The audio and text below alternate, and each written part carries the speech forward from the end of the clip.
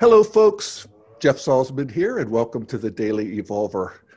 Today, in honor of Valentine's Day, we are going to do an exploration of the heart, and specifically, the heart that we share with an intimate partner, if we are so blessed to have one.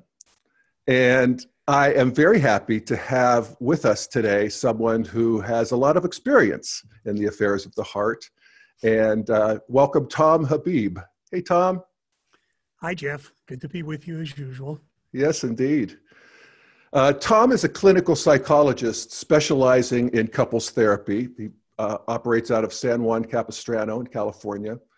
And he's also an integral guy. He is an organizer of San Diego Integral. He has published the in the Integral Leadership Review, presented at several conferences, and is really doing good original thinking from an integral perspective on this idea of the evolution of a couple. And the couple's line of development is what you talk about, Tom, and I love that. And so before we get into the technical stuff, just to do the lay of the land here. So here we are, we're integral practitioners. We feel this updraft of evolution. We know we're going somewhere. We recognize the qualities of integral consciousness. And maybe we're coupled with somebody who doesn't. And I love your thesis that there actually is a way of sort of working with that in a way where the updraft can sort of happen for the couple. And so maybe we just start there. Absolutely. Thank you, Jeff. Before we start, though, I love your role as an ambassador to the integral community.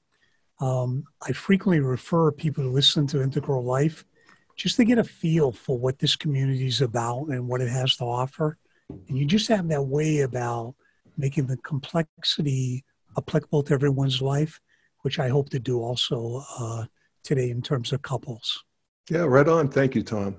So 3 premises today: that I believe there's many members in the integral community who are capable of, in themselves, of reaching second-tier capabilities, but they might find themselves in first-tier relationships. And this can be disheartening and disappointing for them. Second premise: the intimate relationship, unlike other relationships, is the most challenging place to actually achieve second-tier capabilities. Now that may not seem immediately obvious why, but think of it. Your intimate partner is aware of your lower selves. They've seen you regress into your less than perfect second tier. And in order for them to trust you in those moments, to get up to that level of transparency and vulnerability, there's an important skill. They have to be able to compartmentalize that lower aspects of yourself in order to do it. And the third premise is, as we attempt these second tier spaces, we're going to find the blocks that we all have that prevent us from going after the very thing we want. Does that make sense?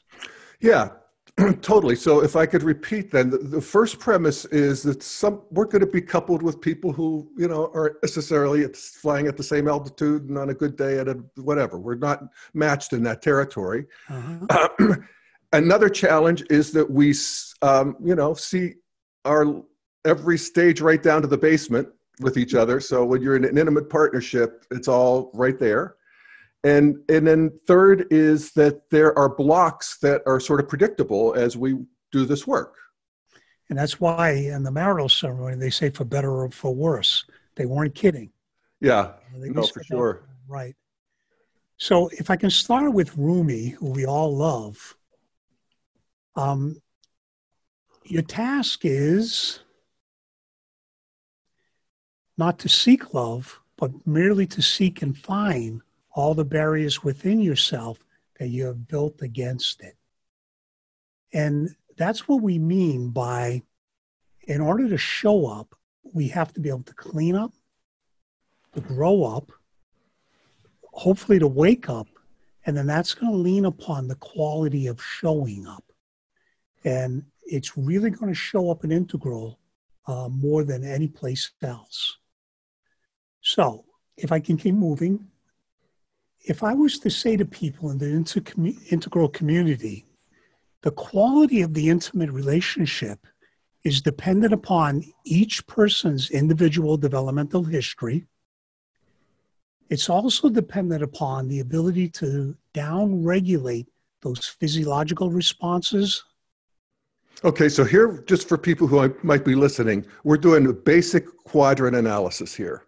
So the upper left is what you first talked about, and that is the interior of our individual. So my Jeffness, my own private world in here. And what the piece of that is what again, Tom? I just lost the slide. So the upper left is the individual developmental So my own developmental history, my own Jeffness, my own karma. Right. Everything you learned from your parents' modeling to how you grew and you made it through these different stages of development, those are all going to weigh upon how you're going to show up. Usually the integral community is fairly conscious of this. Yeah. The upper right is the physiological responses. Gottman said that when a couple's fighting, they look like they're at war. They're physiological responses. And down-regulating those responses are important to the quality of showing up. The lower left is the cultural expectations. So the lower left is the collectives of the interior. So it's our, the sort of beliefs that we all share as a group, as a culture. Absolutely. Everything from the romantic movies to the way that we project upon love. Like one of the things I'm always telling couples, we all have to live with the ability to imagine love, most likely greater than we can ever realize. And we're only talking about the tendency to idealize how we live in relationship to the ideal, that by definition, it's a place we're never going to arrive at, because the more we learn, the more we see, the further it can go developmentally. Yeah, good point. And then finally, on the lower right, these are all the patterns and processes that we want to lay down so that we have a stable platform upon which we can realize second tier space. So it's all arising at once. And we know that from other areas of integral and what happens. So if I use that and then I impose upon that this is the couples line emerging out of all four quadrants. And you can see it has 5 stages. It starts at safety and attraction, where we fall in love. We're thrown into the role stage when reality hits. The relational stage is where it's actually functional. You can problem solve. You can give and take. You have good boundaries. You know how to interact with the outside world as a dyadic unit. I mean, many things are working well at this stage. In my work, the reason why that figure's there, if I can get people from the role stage to the relational stage, we call it a day in therapy. But for today's purpose, what we're going to talk about is actually entering first love, the second tier space of that. Okay, so what you've done here is you have mapped out the couple's line of development starting from the opening, which is a sexual attraction, basically, where we have that, a first infatuation. And so then after that, if we get married and we have the baby carriage and the love and to the man and the woman, and we have our roles and the husband and the wife and the provider and all of that stuff. And that's as far as a lot of people get. Yeah. Well, when I think of my grandparents, that was, and most of our grandparents, they were just, happy to be in these stable sexual relationships. That's right. They made it to the role stage and they were happy there. Yeah. And many people are still. And many people are still throughout the world, certainly. Yeah. Although I think in Western cultures, with the advent of, the 60s and the green level of development, and that's the cross comparison that you should be able to see the next chart. Yeah. That is really more articulation of the couples line. That what Jeff was saying is most people were happy at this role stage of development. I like to tell the story about my wife's grandmother. When she was evaluating me as a suitable person for her granddaughter, she had 3 questions. Does he have a job? Yes. Does he drink? No. Does he beat you? No.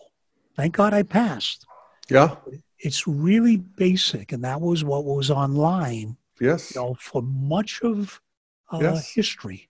Yeah, and we were, basically trying to civilize these red impulses where they did beat you, and they drank, and so we wanted a civilized mate.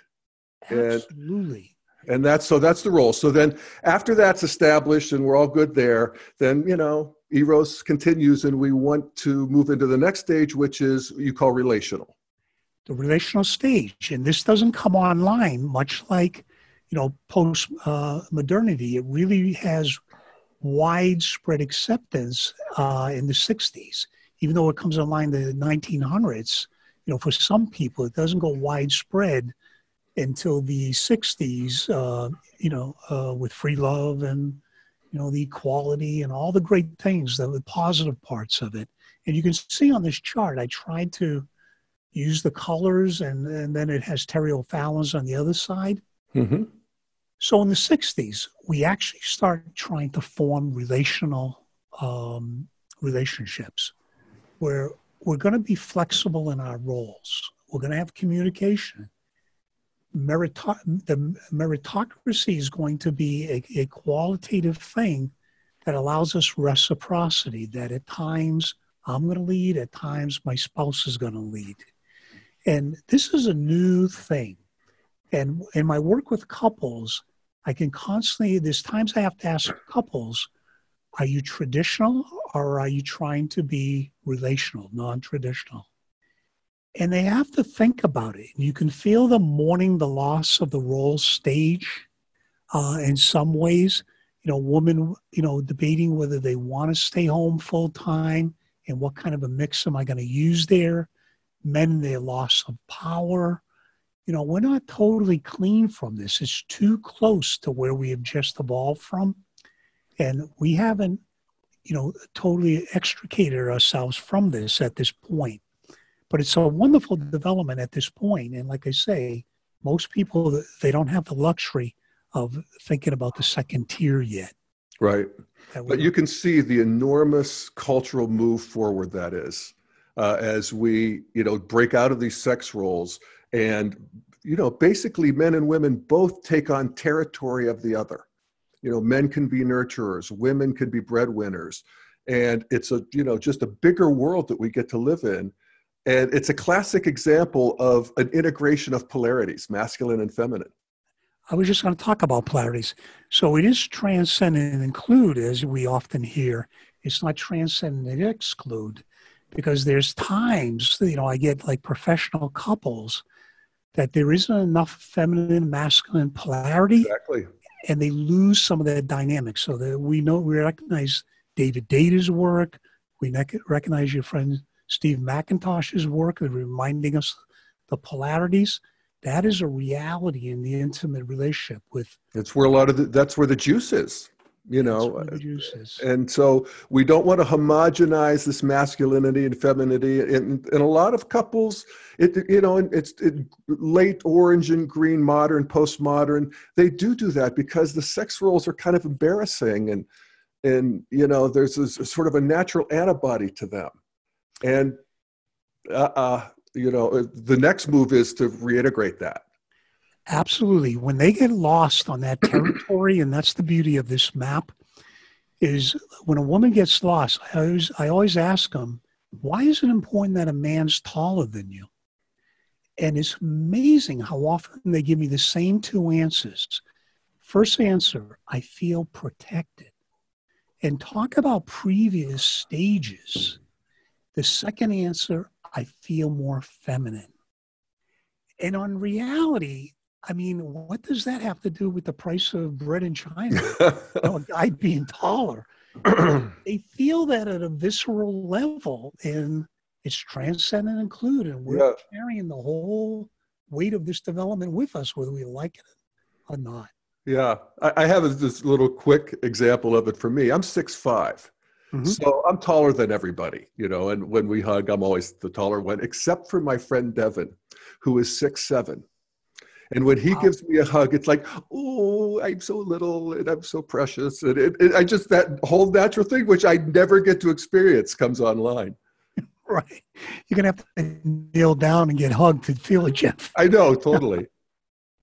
So it is amazing how, we can actually talk about this at this point. And, I have to remind women, it's not a role assignment when you trust the guy enough to go into that level of, I even use the word submission, but it's not a role assignment.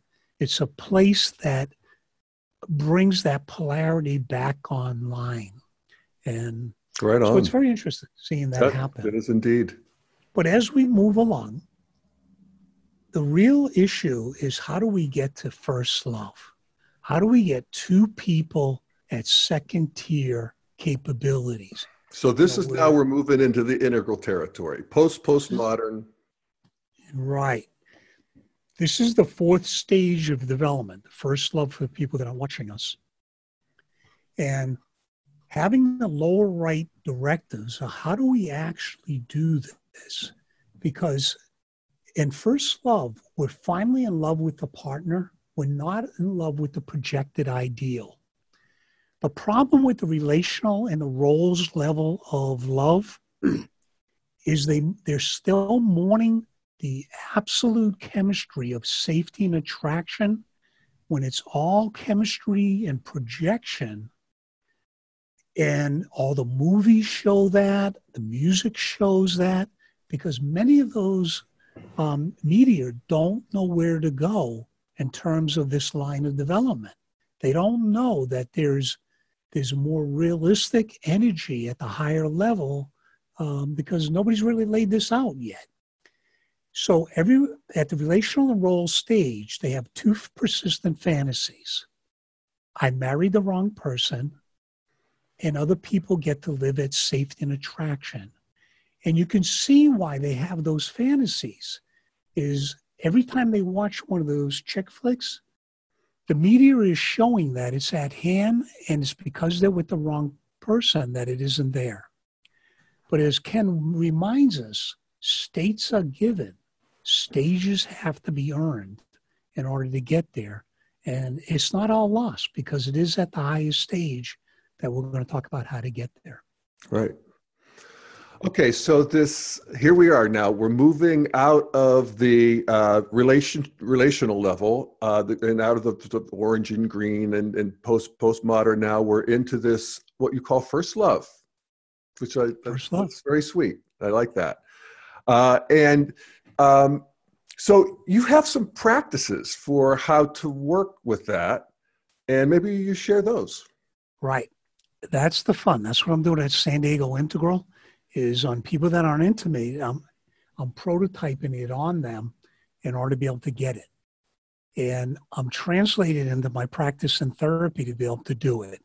So here we are, directives in establishing first love stage for intimate couples. And we're really trying to develop that we space. The method we're going to use is we're going to prolong moments of resonance and shared feeling. Resonance, the beauty of it, it relies less on verbal communication, and it uses a shared emotional state to connect. How do we do it? We find moments that are poignant. For example, if we're watching a movie and there's a poignant moment where we feel choked up, or we feel the power of what that person is going through, it's resonating. And ahead of time, this is really important. Let's try this, what Jeff and Tom decided us to do. Let's try this for 30 seconds. You can't smile, and just look at each other during that moment. So usually the content that works best for couples, especially if they have children, is if a child's struggling and they achieve victory over whatever the task they're trying to overcome, and it's resonating, try to hold that and look at each other during that moment. But you can use anything, movie, listening, music, and whatnot. So in number one, we look at each other and we prolong the eye contact for 10 to 30 seconds. And then number two is we're trying to feel beyond that after we've done it a few times. We're trying to feel all the other parents that have gone through this experience to see that they can feel it all. They've felt this experience also because it's probably in our developmental genes and everything, and in terms of the basic task of raising children. Does that make sense? Well, yes. I mean, yes, it does. I mean, I want to run and, to the bathroom when I'm, have a choked up moment in a movie. I don't necessarily want to turn and face Chuck, but I could definitely see the power of that, man. I mean, to actually share that, because he's doing the same thing. It's, these movies are very good at bringing on poignancy. It's what we get from art. Hallelujah. Right. But so I could see the power of this, and I love it.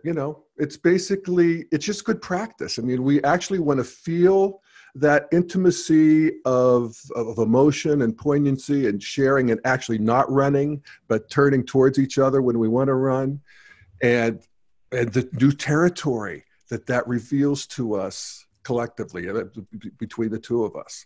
So I love it. And well, I just wanted to say, actually say what you were going to say, because there's another piece of it I really love too.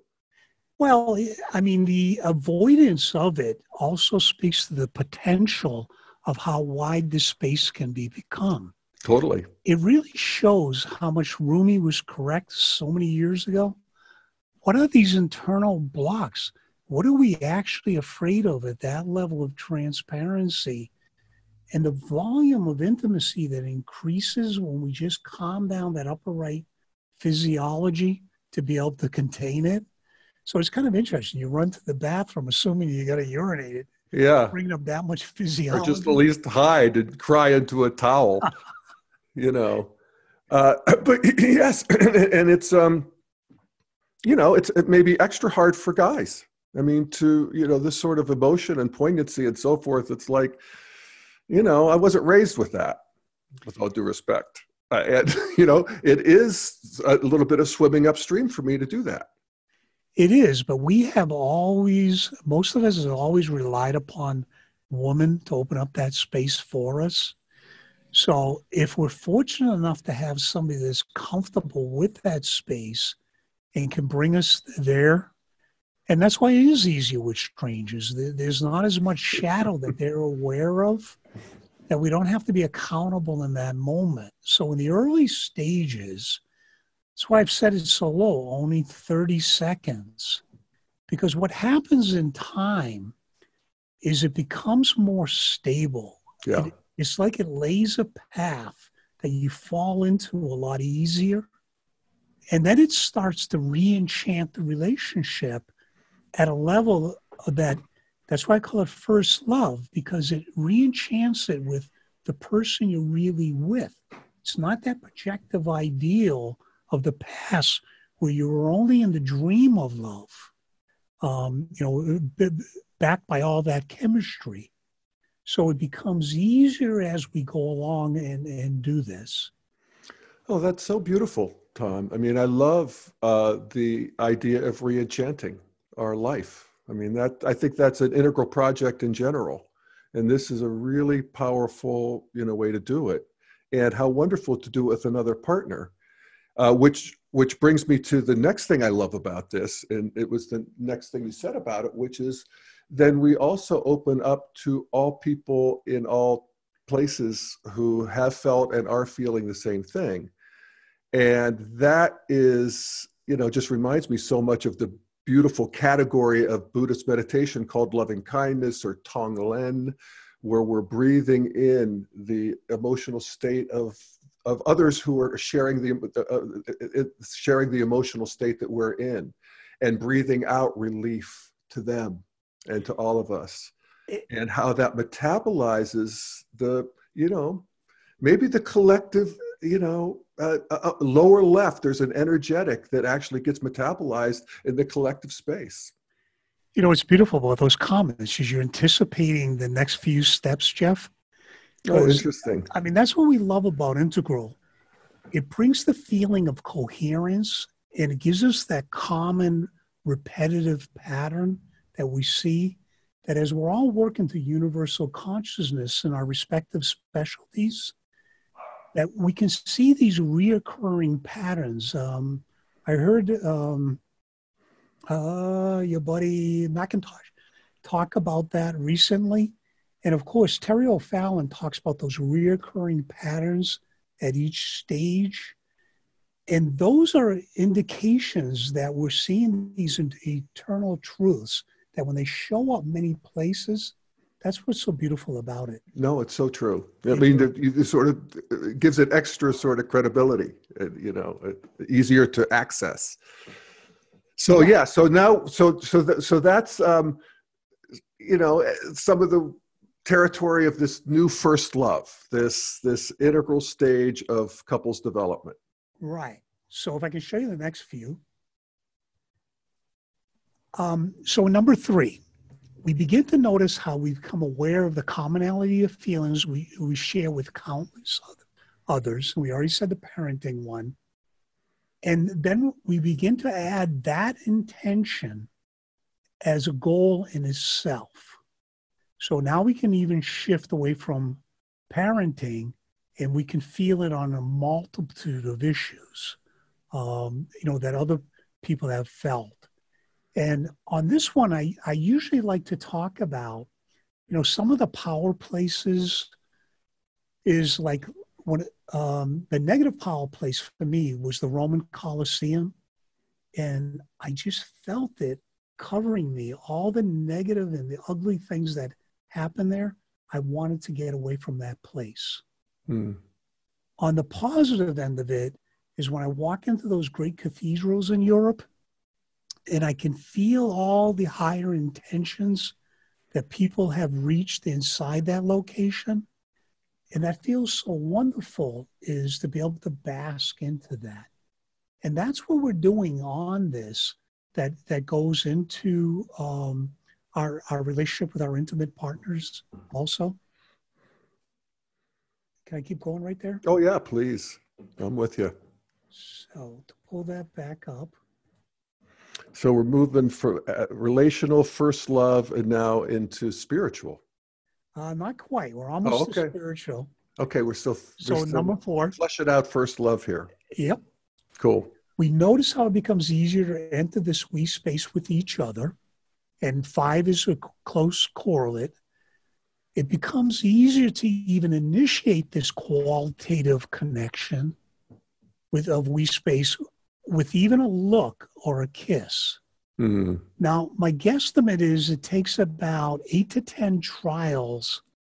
We did really good work on this to be able to look at them and initiate it. And that's the relationship becoming re-enchanted.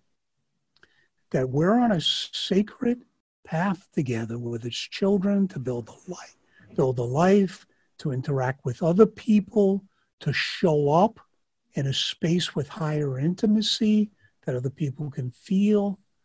That's why it becomes re-enchanted.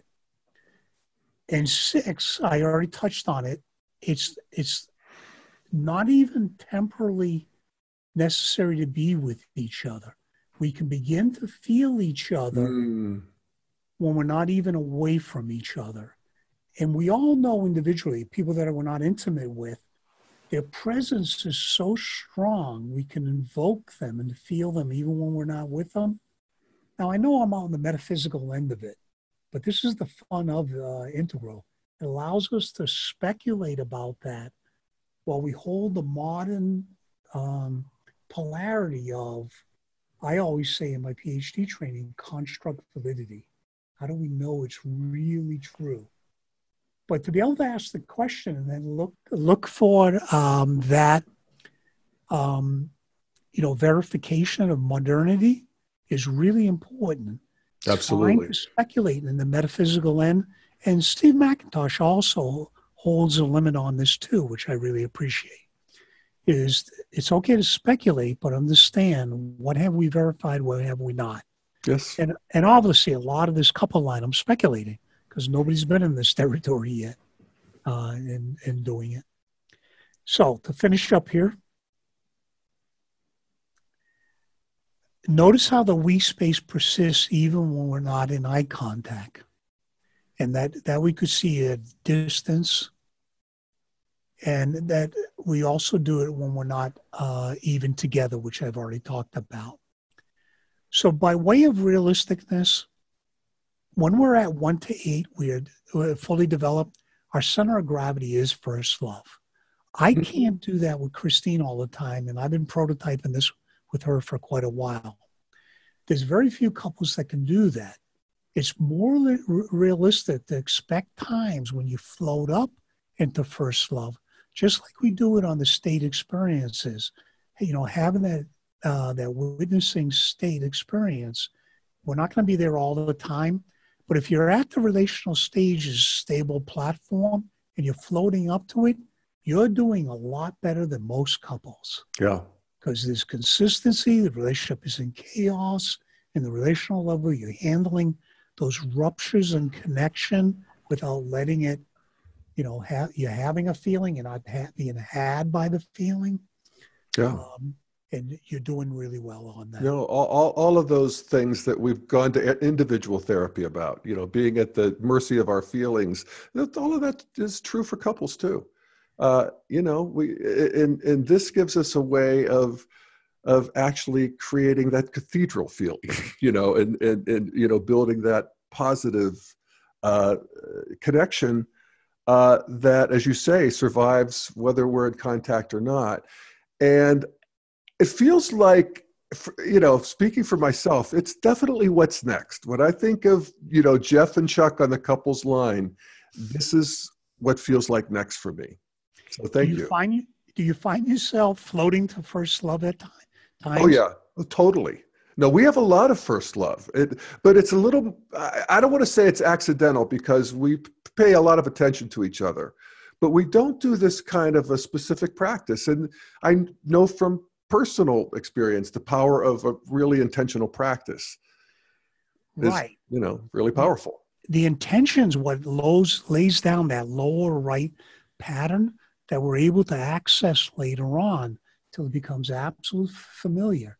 And we know it individually, but isn't it wonderful how we're going from individual development in the integral community that a lot of people are talking more and more about we consciousness. Yes. And I remember at the What Next conference, not What Now, what? The one 4 years ago. Yeah, 4 years ago. You were really emphasizing that is, you know, let's see if we can use our special selves, you know, our unique selves. And is it really only an internal exploration, or are we going to go into more of a we community? Yeah. No, it feels right on schedule. And as you say, a lot of people are working on it in sort of group consciousness. And you're definitely working on it in terms of this intimate space, which is so delicious when it's really working. Yeah, it feels so necessary here. Somebody wrote, and if anyone has the reference on it, when the violence in the home ceases, then society is going to do a lot better. Yeah. And I don't mean physical violence. I mean, when we get it together in a home environment, we're going to show up in the world in a much healthier space. And the couples are the tough part. Yeah. So to keep moving, Jeff, real quick, we wanted to. Oh, right on. So now, I mean, you know, we're first love. That's nothing to that now. That's easy. So now we're ready to move on to spiritual love. Yeah. And I have never seen a couple here. But what I've done is I've drawn from other people's work and I speculated what it's going to look like. So you can see up there, it's rarefied ground that few achieve. Both members have to have the individual capability of deep second tier state experiences. At this level, deficiencies are expected, explored, and integrated. There's no defenses. They're not running to the bathroom, Jeff, to use you as an example. They're cosmic tourists watching it unfold in front of them. And transparency in communing is easily accessed. So they know they're joined together in this. It's even, they start at a witness stage, but they're like a unified mind at this point, exploring what emerges together, both viscerally, emotionally, physically, and they're attuned and they're opening up space that neither one could do alone. Because it is that synergistic joining that comes online. So the intuitive, subtle energies heightens the presence during these peak experiences of love. And they're doing exactly what we all love to quote Whitehead on. It's an ongoing creative advance into novelty that they're using their relationship to achieve. An ongoing creative advance into novelty, into something new. Into something new. Because that level, the very thing that you were very transparent on, that the dynamic energy of wanting to run from that level of exposure, they are comfortable with this. They are ready. They're saying, bring it on. Right. I trust you. What do you see? What do I see? Let's go. Let's use each other's energy. And they're only going, whoa, I didn't see that. Tell me more about it. Yeah. But you can see that platform of trust. No, it's like a reactor. It's a whole new ball game. And, I know that because you just did a great description of it. And I also have spiked into there. So Chuck and I just, accidentally, but wow.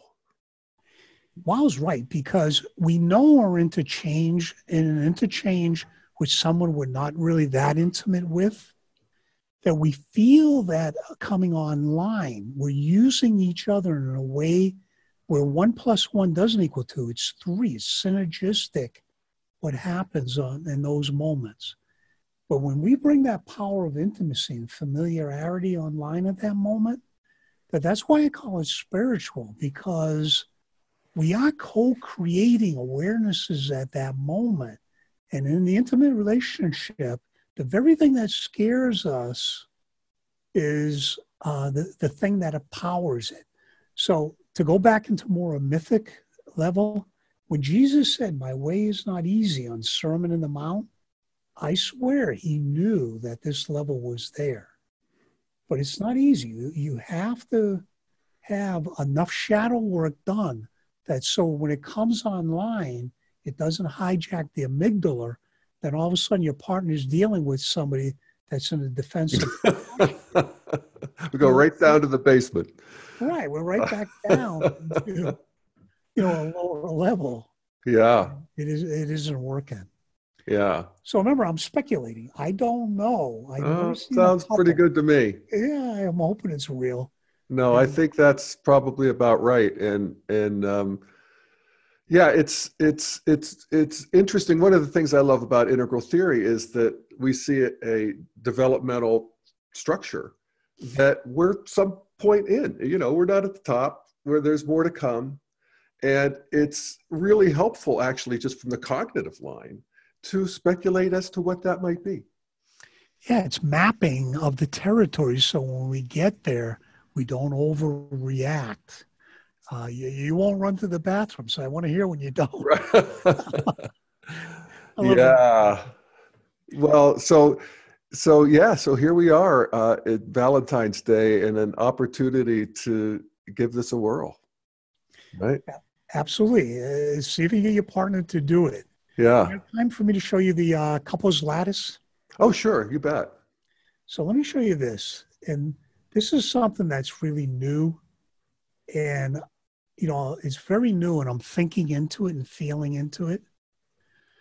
So here's our couples line on the left, all 5 stages. Okay, so for people who are listening, we have it mapped out with the stages as the vertical axis, and states as the horizontal axis. Absolutely. Think Okay. Wilbur-Combs lattice, Mm-hmm. but this lattice is for couples. Yep. And I've already described the 5 stages on the left: safety and security, which is wonderful; roles that we get thrown into, whether we like it or not; relational, that we have to fight and earn it; first love, that we're talking about today in our practices; spiritual love, which I totally speculated about. On the top, think states of experience: gross, subtle, causal, non-dual, unitive. But I'm playing with states that are for the collective, not for the individual. And this is where I'm totally speculating. The lowest state that correlates with gross is egoic persona self. The subtle is collective eyes. The causal is essential authentic selves. And the non-dual is we space. The unitive is unitive consciousness. What I want you to imagine on this Wilbur-Comb-like lattice is a serpentine line that when we fall in love with somebody at safety and security, we spike up into a state experience that is all the way up to essential causal self. It feels wonderful, that coming together, the hope and everything. Well, just from a spiritual standpoint, that it is a merging of it's a softening of our egos. So that we no longer feel isolated and separate. We have merged with another person, and oh my God, Absolutely, it's just the best thing ever. And we're absolutely spiking up to a causal state, transpersonal state. And I love the spiritual connotation of it, because it's something special that we're coming together and doing. The chemistry's backing us up. Whatever we needed the chemistry for developmentally, it's there. And a lot of us spend the rest of our lives chasing that first high Exactly. again, over and over again. And those are 2 fantasies we have from the relational. I married the wrong person. All right, that's right. There. Yes, you again. So we get thrown out. Reality happens that they're not perfect. You didn't earn this stage. This was a state. And you're thrown into this role stage, and the state experience drops back down. If you're young and you haven't gone through a lot of experiences, you're going to leave the relationship. If you've gone through it, you're going to fight your way into the relational stage. You're going to lay down the patterns. And then at relational, the state experience begins to pick up. You can even reach an essential causal level. But if you fight into first stage, then you're going to get into the we space. And you're going to actually feel that unity consciousness at times, and get further down the line. But this is what I'm playing with, that I was trying to understand what's the early state experience that we all get absolutely enthralled with, and the media's enthralled with. And then it occurred to me the parallel with the Wilbur-Combs lattice. Mm-hmm. Do you think this is going to hold up, Jeff? I do. It makes good sense. And it's also interesting that when we finally do then move into the role stage, it contracts. And that's always a little unsatisfying. And as you say, if you're new to this, you're going to leave the relationship. If you've been around the block a couple times, you're going to fight your way forward. And then that opens up that state space again, and then on from there. So it makes perfect sense. Yeah, I'm going to look at a study down the road where when people have been together long enough, how well they cope with falling into the role stage, and how many negative fantasies they have at that point. Mm-hmm. See if it predicts future growth. Right. That's how we're going to verify some of this. Yeah, but such good, theory. And since you're also working with couples, you're doing basic science, and you're working with the people at San Diego Integral, and, Godspeed, man. Thank you. That's where I feel blessed to be able to do this at multiple levels, because I'm even sprinkling pixie dust with couples that the relational isn't that stable, but I'm creating moments where they can feel it. And then it seems to be creating some stability and hope. And at least I get them not looking down the line, People need to look up the line in order to find where the good stuff is. Oh, well said. What if this isn't as hard as they said? What if we could actually do this? Well, we'll see. I mean, let's see how much fire this catches. And, it really comes down to, can you simplify it enough that a whole bunch of people can actually utilize it on the ground? Yeah. And that's part of our job in Integral. The Bodhisattva vow, did I say it right? Bodhisattva. Jeez, I thought I had it right. Is we're all responsible for all the spectrums, not just the spiral and whatnot. Exactly. And that when we do help our fellow travelers find their way, we leave broken twigs along the trail so they can find their path over the mountains, then we're helping everybody. We're raising that collective we're all concerned about. So I'm honored to be able to do it with couples. It's always totally a challenge. Totally. Yeah, well, thank you so much, Tom. And if people are interested in more from you and your work, where might they go? So if you're more of the academic type, you can find the papers on lower right and the couples line on academia.edu, or you can find it on my website, Dr. Tom Habib. I'm going to be at Dr. Tom, TOMHABIB.com. Yep, there's my name. And I will be at the Integral European Conference. I'm looking forward to. Oh, you're going, huh? Cool. Yeah, I'll be speaking there. So come and talk with me about this. Yes, indeed. Well, I want to hear how it goes. I'm not going to go this year, but I'm glad you are, and I want a full report. So Diane and I will talk to you when we're there. Cool. We'll talk about you. Oh, okay. All the better. Thank you. All right, Tom. Thank you, everybody. Happy Valentine's Day. May all of this come true for you, and it will at some point in, our immortal souls. It's inevitable. All beings become enlightened. So, the end is clear. Yes. All right. Bye-bye.